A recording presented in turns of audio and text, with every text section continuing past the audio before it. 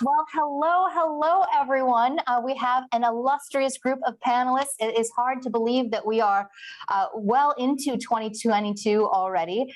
And as we look forward, we're going to look back a little bit, but I want to introduce our 4 rockstar panelists as we peer into our crystal ball, look at what are the trends that are shaping our markets and what should we anticipate in the year ahead so we can thrive, watch our businesses grow. So without further ado, I'm going to have you each introduce yourself. Dawn, we'll start with you. Hi guys, how are you? Happy New Year. I'm Dawn McKenna. I have a large team and the only one that sells in downtown Chicago. So I have an office in Lincoln Park and Gold Coast down in the city. And then I have 3 other offices in Hinsdale, Lake Forest, and Winnetka. Those are the most affluent suburbs of Chicago. And then I have 7 people on a team in Naples, Florida. So if you've got anybody leaving Chicago or coming to Chicago, have big families in the suburbs, and want to get into Naples, Florida, I'm your gal. I've been doing this with Coldwell Banker. I've never been with another firm since 2003. Kind of some fun facts about me. I married my high school sweetheart. I have 4 kids that range from 20 to 28. So what people don't realize about me is now I have no one else to micromanage because they're all out of the nest. So now I'm just micromanaging the HELL out of my team. I have a lot of energy, as you'll see, and it's been a really unbelievable ride. I was a single agent up until 5 years ago. I had an assistant, 2 assistants that are still with me. My original assistant's 82 right now, which I think is kind of funny. And she will not retire, and we will not let her retire. I mean, she works part-time, but she just likes the energy of the group. But at any rate, I opened up the Dawn McKenna group 5 years ago, and we can talk about that later. If you have any questions about it, always ask me. I'm a big sharer. I'll share my listing presentation with you. I don't care. I think what is the high tide rises all boats. So anyway, how are you? Love it. And that's the thing that's so amazing about this group is you have all been so willing to share what is making you successful, what you see in the year ahead. And so Colleen, I'll throw it over to you. Tell us a little bit about yourself. Hi, I'm Colleen Lawler, and I'm in the St. Louis metro area. My primary focus is Chesterfield, Wildwood, in what's called West County, but I actually sell in probably 3 counties, Jefferson, St. Charles, and St. Louis County. I've been doing it for 33 years, and my buyers and sellers keep spreading out. So I certainly don't niche. I am all over the metro area. I, like Dawn, have been with the same company for 33 years, and I'll probably be doing this when I'm 82 as well. I have a smaller team of 4, and we have a really broad price range, anything from investment property all the way up into the $1 million range and beyond. And I would say that my team, though small, is mighty, and they're incredible. You won't find bigger hearts and smarter, more experienced people. And we all love what we do. And I think we have the nicest clients in St. Louis. They're amazing too. I love it. Well, Chad, let's throw it over to you. Tell us about yourself. Thanks. So I am part of a group, the Berg Larson Group. So it was started by my business partner, Barry Berg, and he's been in the business 41 years, and I've been doing this now since 2005, and joined him shortly after starting in the business. And we now have 2 additional business partners, John Ness and Kate Wall. And we have a sales team of 4 additional agents, and then a team of 4 staff that really help us from transaction to social media, digital media, marketing, and just kind of general wrangling of all of us. And so we specialize in the Twin Cities metro market. So Minneapolis, St. Paul, the western suburbs, including the eastern suburbs, anywhere where there's an upper bracket home. In our market, upper bracket is really kind of 500 plus. And our average sale price for the partners is about $1 million. And for our team members, about 500. But we go from, certainly from the first time home buyer all the way up to wherever it will go. So we're Yeah. Love it. Well, we're going to dig more into also what's going on in your local market, but I would be remiss, Tanya, we got to learn about you. So tell us about yourself. I'm Tanya Peak, a native Texan. I've been a realtor since 2001. I've been with Coldwell Banker for about 5 years now. I have a team of about 10 agents and 2 full-time staff. I've got 3 children that are 17, 21, and 23. And we do pretty much anything Dallas all the way up almost to Oklahoma. So anything in this area, let me know. Awesome. And by the way, I gotta give a shout out. I'm watching the comments in the chat, and we are at capacity. We're going to see if we can expand capacity, but this has been clearly a testament to all of you for how interested everybody is to hear what you have to say, so we can better position ourselves for the year ahead. So I want to start. Before we look forward, let's take a look back and answer in any order you want. But what do you think your biggest surprise was in looking at the market in 2021? I'll go first. I mean, I think it's our clients' willingness to adapt to new technologies. I mean, we kind of leaned in 2020, and it, obviously everybody on the panel did as well. Otherwise, the numbers are speaking for themselves. But instead of freezing, we were like, okay, what we can do. And we've adapted a lot of the things we learned in 2020 and 2021. And now in 2022, we're doing it on everything. I mean, everyone's kind of sick of Zoom. I get that. But at the end of the day, they appreciate the willingness to say, someone's moving from New York, they want to buy a place in Naples, and their family's in Chicago, so they want to get a pied-à-terre in Chicago. Instead of flying here and running around, they have kids, they're busy. You Zoom really quick and you get a really nice connection right away. And so I think these kind of things, and just, FaceTiming and adapting these new technologies, I'm 52 years old, and I always say, I'm old. Like I used to, you'll hear about this all the time. Like I don't even own a computer. Like the computer I'm on right now is my director of operations computer. I do everything off my phone. And I'm always like, why isn't this working? They're like, Dawn, press the on button. I act like I'm such a technophile. I'm not, but I've had to kind of lean into this too. So learning things, and even Instagram. What blows my mind is, I would say, about 5 years ago, when your kids are all on Instagram, whatever, I'm like, I don't want to do that. I'm not doing that. Now we have 16,000 plus followers. And I swear to you, we probably sell a house a week off Instagram.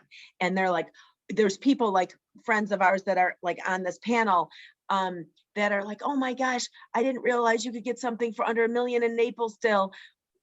FaceTime us tomorrow. So I just think that adapting new technologies and understanding what's really going on from our perspective is huge. I love it. Okay, how about anybody else? What did you see 2021 that surprised you? In my market, I've always felt like I call myself an HMS, a hot mess specialist. and certainly the last couple of years have been that, in 2 things in particular. And one of them was, one is surveys. That's a whole other story for another day. But I was surprised that I did not have more problems with appraisals over the last 2 years as the market skyrocketed. And I was really proactive. Every time I had an appraiser come into a house, they already had an email from me trying to support that price. But there are so many times I was just holding my breath, and I was sure things were going to crash and burn. And for the most part, the appraisers bought into and reflected that appreciation in the market.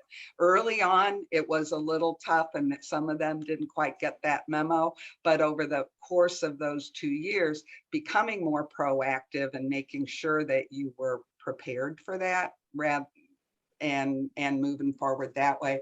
But I've just been, knock on wood, really pleased that I wasn't battling every single appraisal, because everything was selling over list, and frankly, list was high. So That's fantastic. And I mean, how things have changed.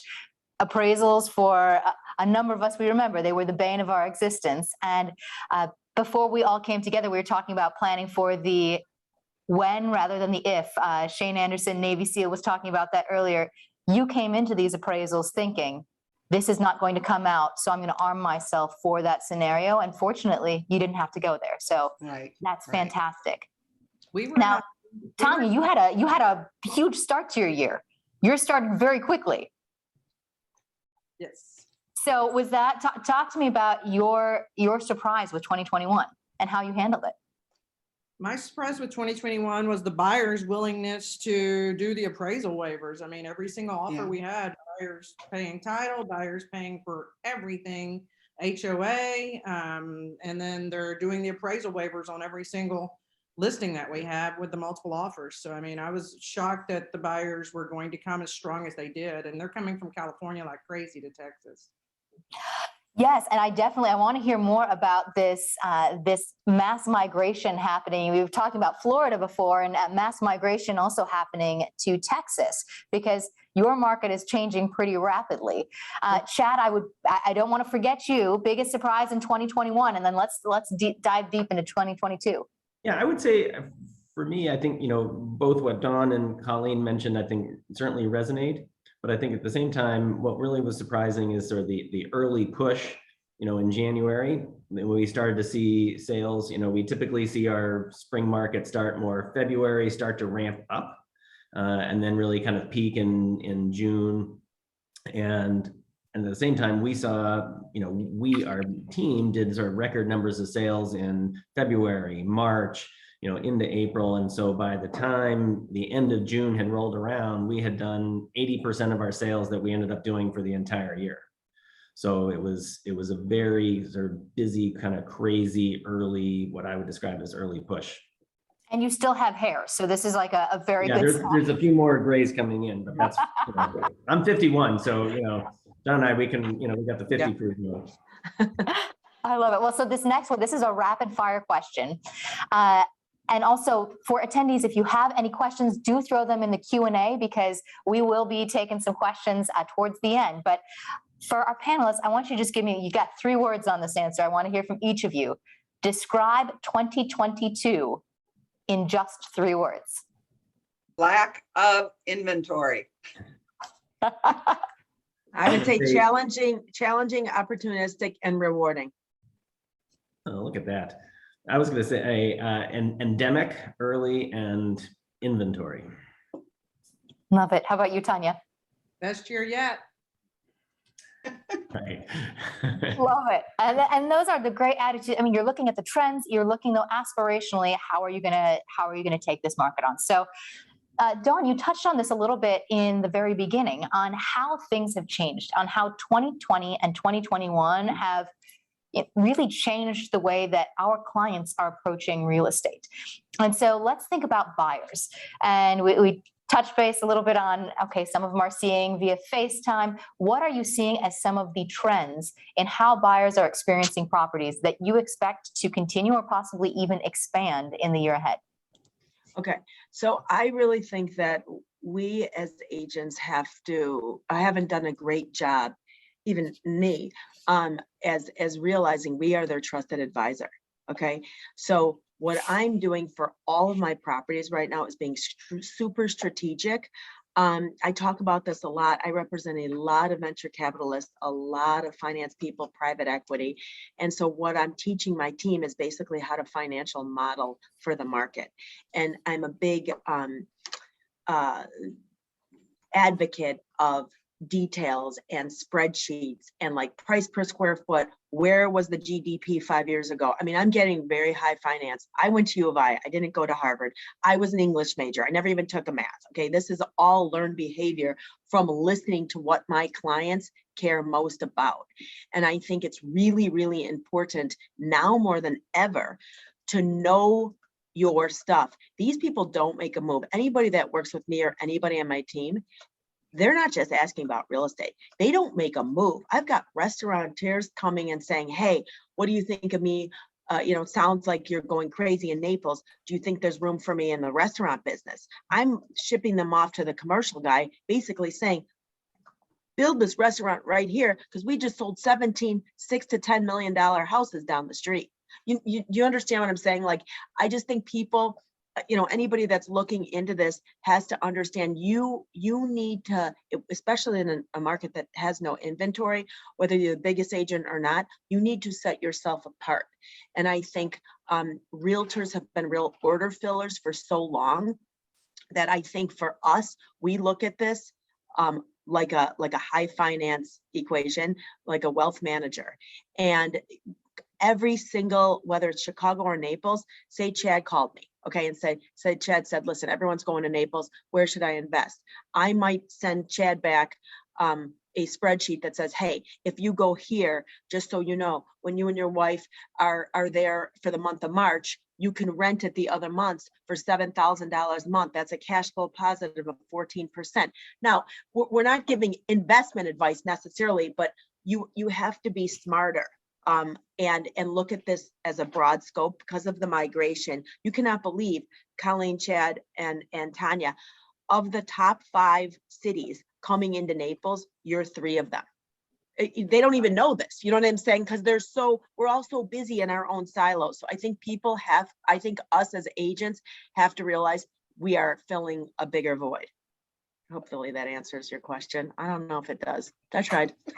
It was great. Well, so Chad, you were talking to me a little bit about how buyers are becoming more discerning.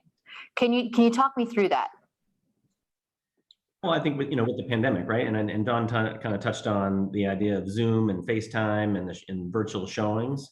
So, people don't want to spend as much time, 1, out of their house, 2, out of their car, or 3, in someone else's home, and nor does the seller really want other people in their home. But they know that's kind of part of the deal. So I think what's been really great is the opportunity to use FaceTime and Zoom. And as realtors, right, we were joking earlier, we all love to talk. So, we can easily give tours of people's homes.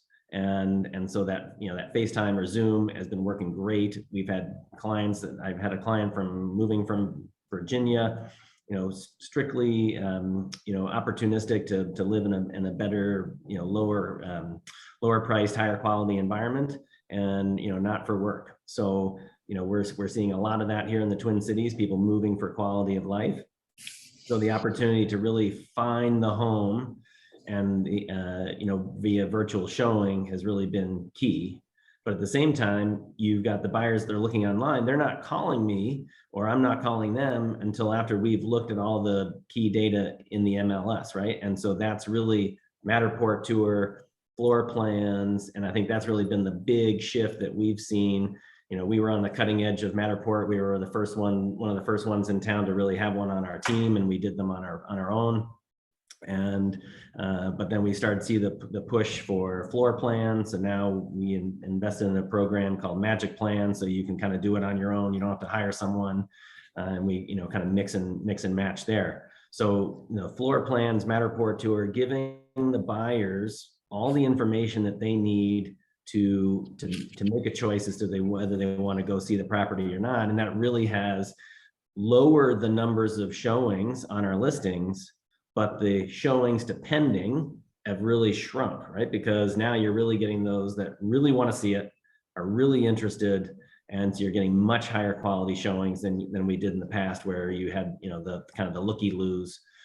So it's been a big shift, and I don't see that changing, right? Nobody goes back from that.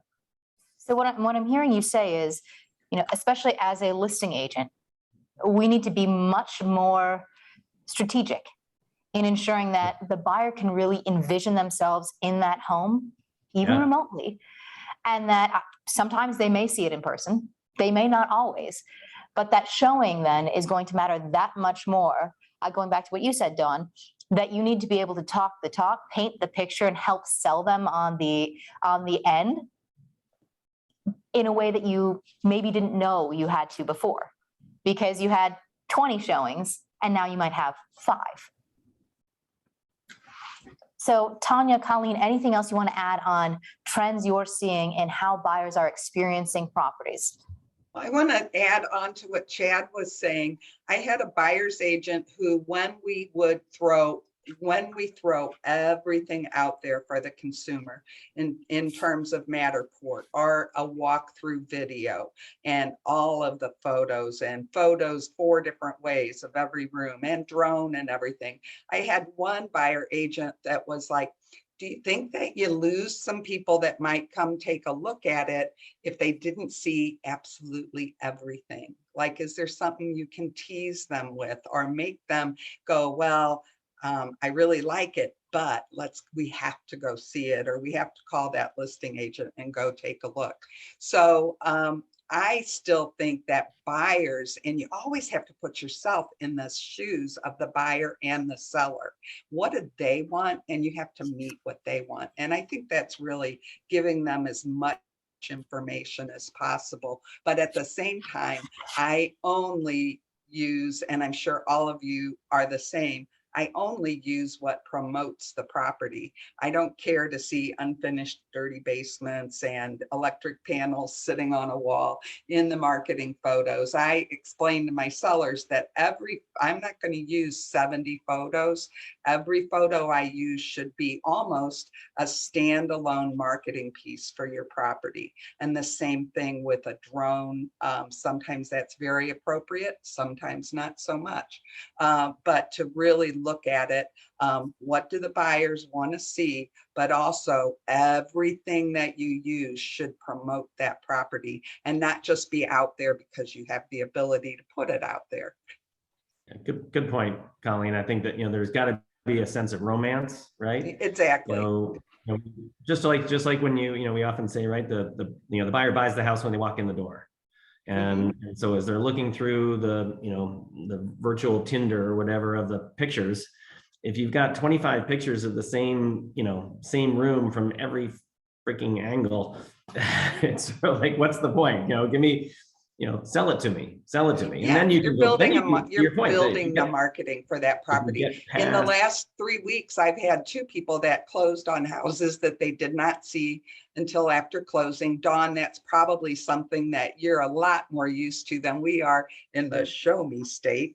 But I had 2 people, and both of them were, I would say, coming home. Millennials that have been on the West Coast or the East Coast or in really high costly markets, that if they can work anywhere and they have little kids, or they're going to be having little kids, and they're coming home to be closer to family, and they understand, because of the way the market is where they are, they've been really comfortable doing virtual walkthrough tours with their family, with us, and been very happy when they got here and saw what they just bought. So that is probably going to continue, and people will get more comfortable with that. I think a buyer agent can really practice and work on the skills they need to walk through a house with a buyer that's on their phone. And you should practice it with another agent and get really comfortable with that. I love that. Practicing. Go ahead, Dawn. I would like to piggyback on something that we did years ago. I was a designer before I was a realtor. And so I have this thing that I love fashion, and I love houses, and I want every house has merit. And so what we did is, obviously we go through listing concierge, and we can talk about that, but that's like saved our life. I have to scale, and we can talk about that at a different time if you want, but like listing concierge was like the thing that helped my whole team. So everything looked consistent. But we have 2 photographers. So we have an editorial photographer that does shots that look like magazine quality, and they're real tight shots. Sometimes it's like a pic. If you guys look on my Instagram, you could look like the Dawn McKenna group. You'll see what I'm talking about, where we just did one a before and after. And we give them like little details to tantalize them. And they're it's almost like a bokeh effect where it's like very white. Like if you look on this camera right now, this is not by design. I would love to say I was so strategic, but my office is getting remodeled, so I'm stuck in this office. But like the white background, there's something pretty attractive about white space. And so a lot of times when you get this editorial look, if you look at magazines, it's very bright and white, and it looks really good digitally and on the MLS. And then we also have a real estate perspective. So you could see that the kitchen actually is connected and open to the family room. That has really, really helped. And to your point, Colleen and Chad, like I would rather have 12 amazing pictures that get them excited than 52 pictures and you see a toilet seat in one of them. Like, so I think people get crazy about like, I have to like put all the 52 pictures in and they all have to be great. The other thing I wanted to say that I forgot to, that's really working for me, we sold $33 million this weekend in real estate. And this is what I did. I don't know if this is going to work in your guys' market, but it's been working for me. So we stage the house and it looks amazing. We take these 12 to 20 really cool pictures. And then I put it on the market on Thursday at a little bit more of an aggressive price. So say something should be 1,899. Just hear me out. I put it on at 1,799. We put it on Thursday. We let them get all their stuff teed up, get partners, husbands, kids, whoever's got to come make a decision on this house. And on Monday, we go back-to-back showings. And I basically have breakfast, lunch, and dinner at these houses. And some people get a private tour and others don't. And there's a sense of urgency. And I've gotten multiple offers every time. Just throwing that out there. I love it. And I want to talk more about multiple offers, but Tanya, I want to delve into, we were talking about buyers moving from other places, sometimes getting priced out of the market. I mean, this is your reality right now in your market. Talk to me about it. Absolutely. We have buyers are getting outbidded left and right. Agents on my team are having to write 10, 12 contracts sometimes in order to nail one. So you're definitely having to become very good friends with the other agents. And so why is this happening? What's the big change happening in Texas? I think California is coming just due to the no state tax and the amount of house you can get for the money. I mean, they're coming from probably a 1,700 square foot, $2 million house. And for $2 million, I can get an 8,000 square foot house in Texas. So they're coming with cash in order to buy a nice brand new home. And you know, it's just a little different lifestyle for them, but California is coming majority, a lot from New York is coming, some from Florida, but it's just huge relocation that we're having. So a lot of those are able to kind of snap up the homes. So part of the issue with the people that are trying to move locally is when to buy and when to sell. And if they have to buy before they sell, that's kind of getting them out of the market where the California people are coming in and snapping them right up.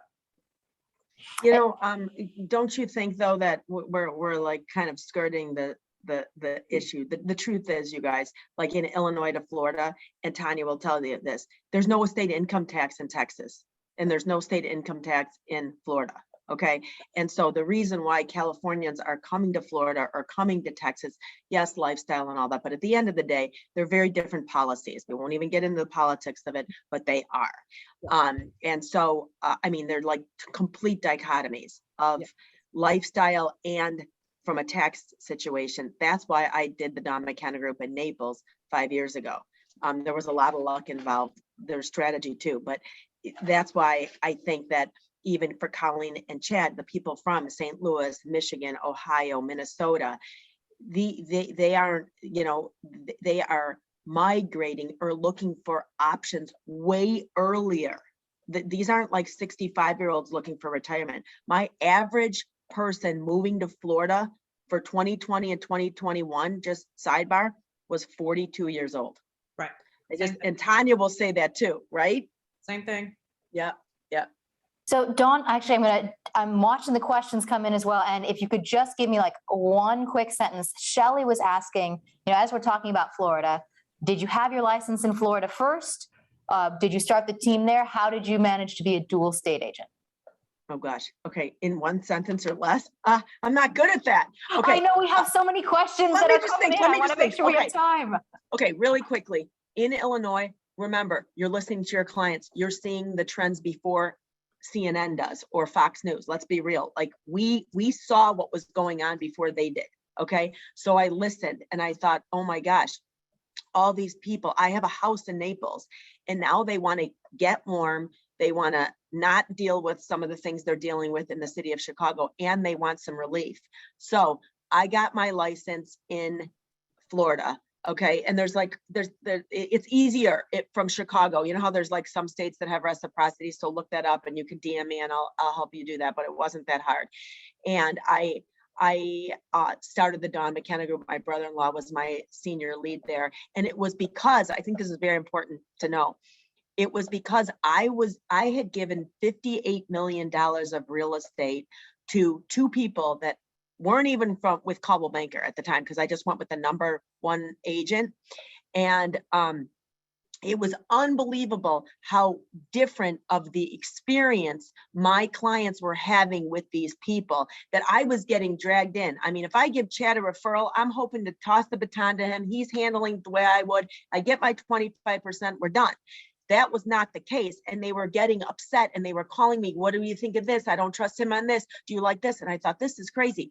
So one of my clients had built 5 houses there and I gave them 2 referrals and these people couldn't get it done. And she said, can you just get a team there? And I did. So I did walk in to the Naples market with $38 million in listings and we sold them all within a month.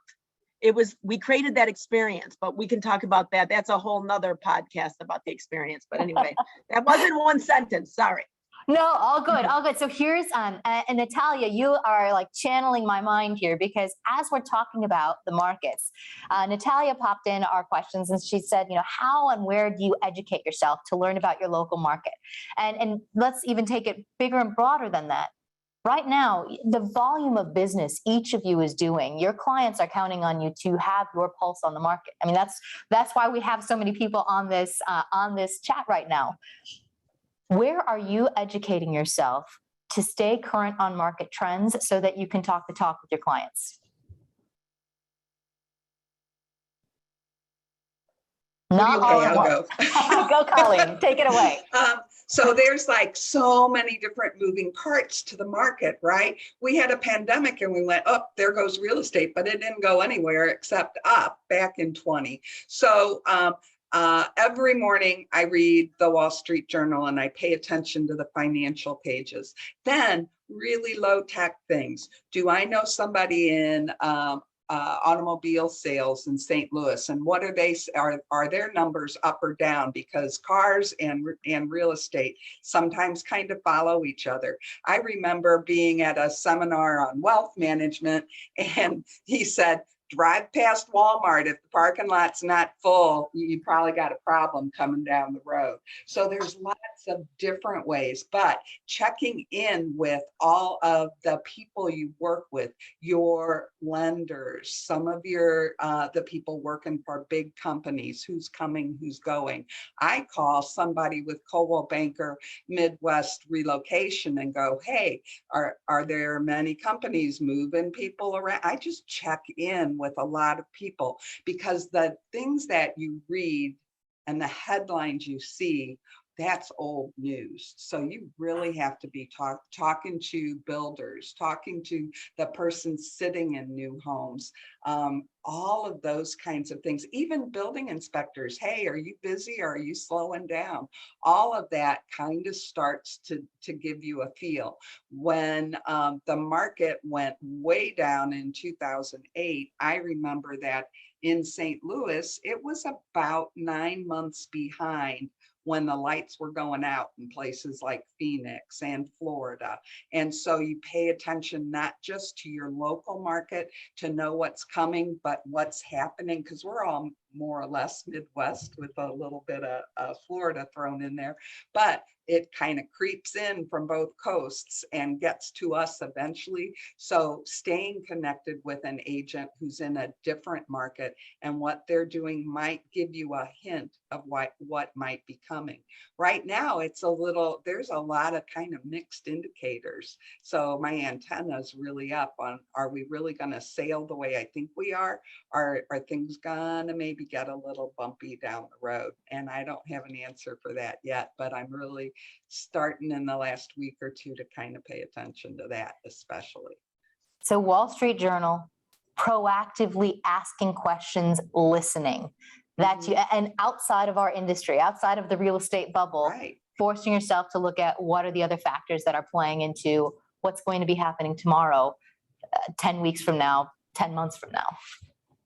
Mhm. Chad, I think- yeah, go ahead, Chad. Go, Chad. To say, I think that is, that's sort of right on, right? That it's a little bit like your, perhaps your college education, right? You want that well-rounded education.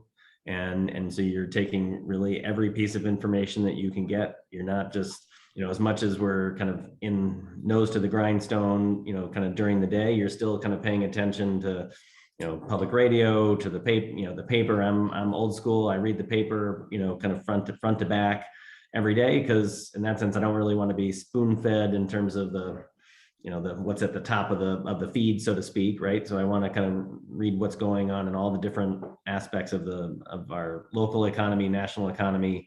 And so from the economists to the financial advisors, Colleen's kind of right on, right? You just have to keep your eyes open, talk to people, ask questions, right? Just like we get, how's the market?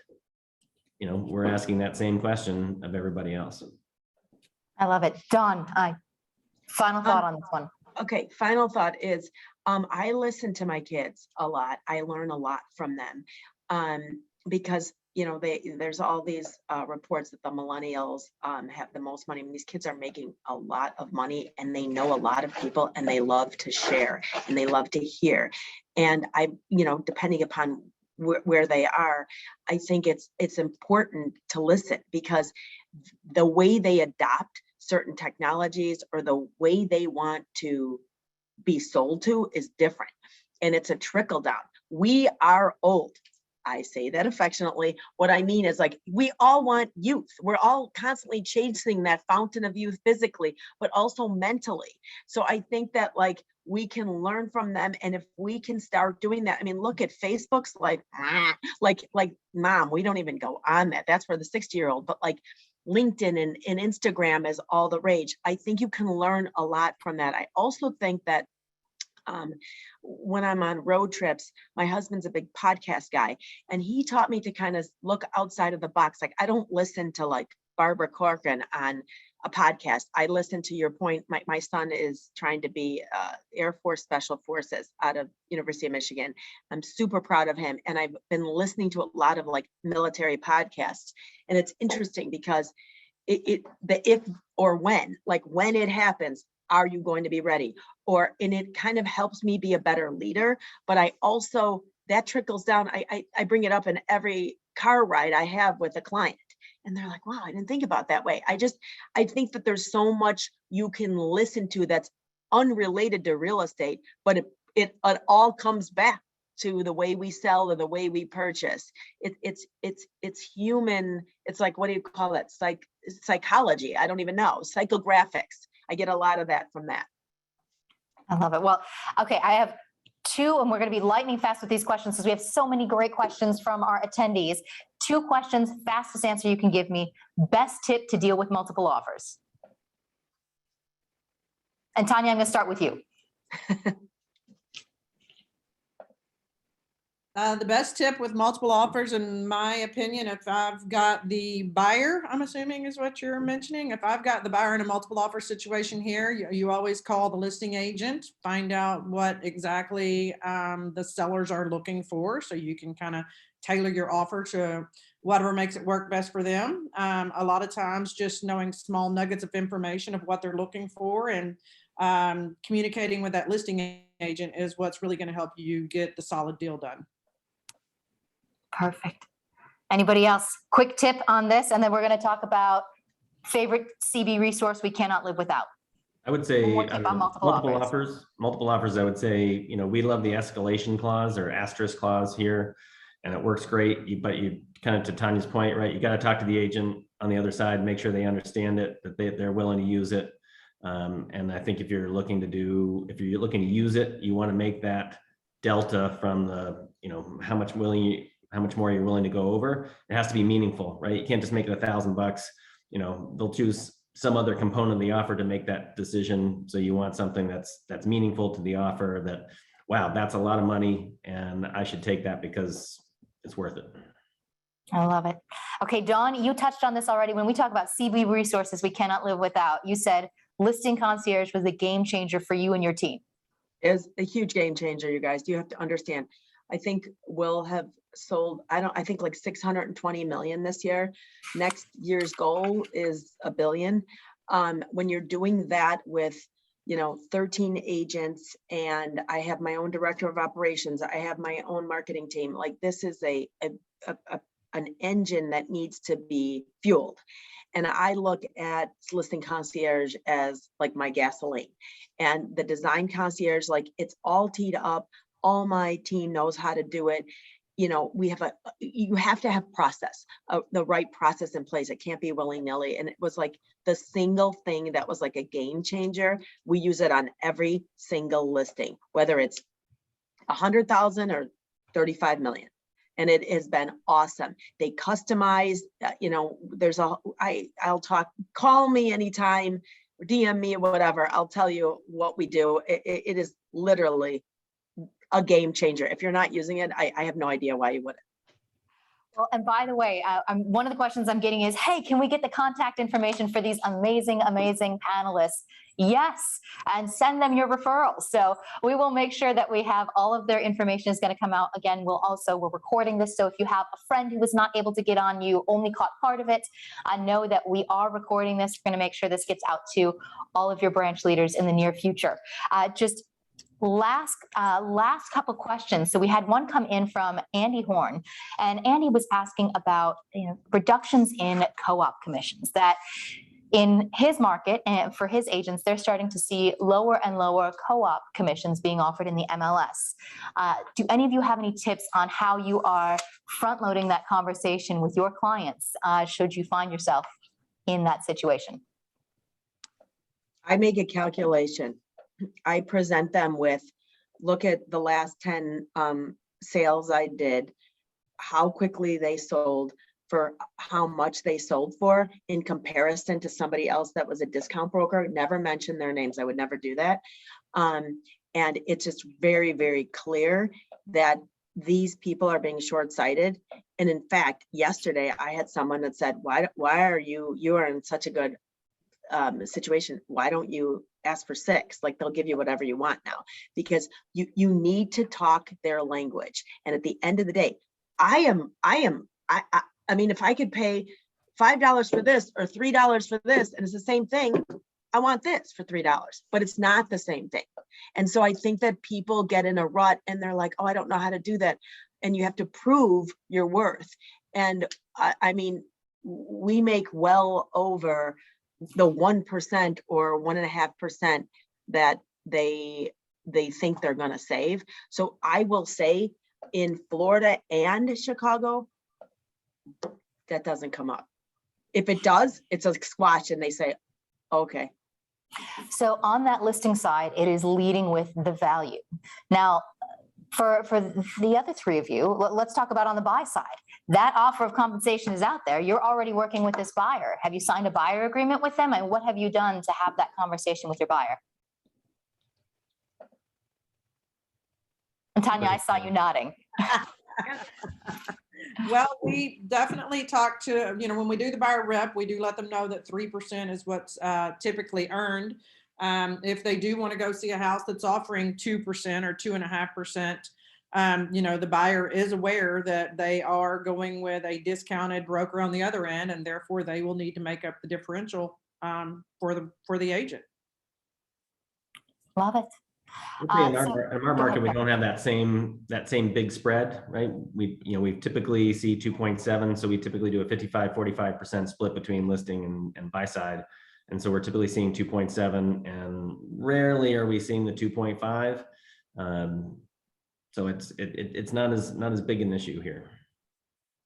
It's good to hear. And, again, prepare for the when, not the if. So ideally, market trends that we start seeing elsewhere in the country may or may not start happening. So it's just being mindful that that's something that some of us are seeing. The last piece, this is the last question. There were so many more good questions, but the last question we're going to go with is for an agent who is either just getting started or looking to grow their business, where in one sentence would you invest your money today? Your money, time, resources. Instagram. Instagram? I'm going to say yourself. you gotta get out there and you gotta meet people. And, you know, once you start to grow your business, get some sales under your belt, then to your Don's point, right? Then you're going to market yourself. But it's about meeting people and knowing people.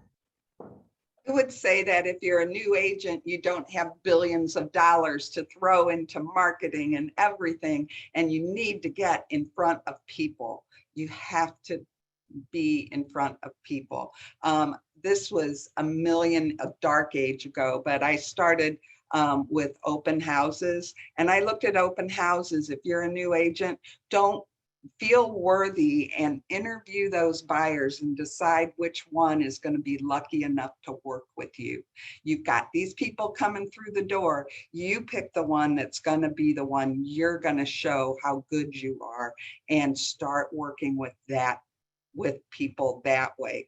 You don't have to spend tons of money. Any money you do, try for consistency. And that's how something like listing concierge, design concierge is really valuable to set your brand. And that's really going to be important. But it is about how many people can you be in contact on a daily basis to get that business off the ground. I love it. Tanya? My opinion on that would be to find a mentor. If you're a new agent, you're needing to learn, that I would find the most successful agent in the office and I would follow them everywhere they went for as long as they would let me.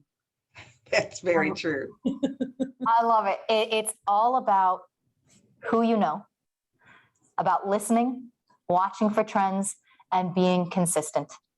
Those are great themes. Again, we have recorded this. We will send out information on our panelists.